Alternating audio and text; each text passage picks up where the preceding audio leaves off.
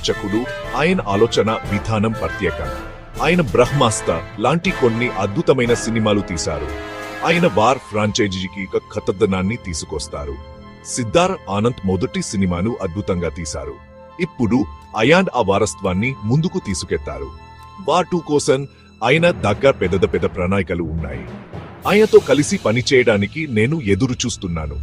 ఆయన కథ చెప్పే విధానం, విజువల్స్ చూడటానికి ఆసక్తికరంగా ఉంటాయి. ఆయన భారీ చిత్రాలు తీయడంలో పేరు పొందారు. వాటి షూటింగ్ చాలా దేశాలలో జరుగుతుంది. కొన్ని అద్భుతమైన విదేశీ లొకేషన్లలో షూట్ చేయాలని ప్లాన్ చేస్తున్నారు. ఇది సినిమాకి నిజంగా ప్రపంచ స్థాయి అనుభూతిని ఇస్తుంది. రకరకాల ప్రదేశాలు సినిమా చూసే అనుభవాన్ని పెంచుతాయి. ఈ లొకేషన్లు కేవలం చూపించడానికి మాత్రమే కాదు, అవి కథకు చాలా ముఖ్యం. ప్రతి లొకేషన్ దాని సవాళ్లను, యాక్షన్ కి అవకాశాలను తెస్తుంది.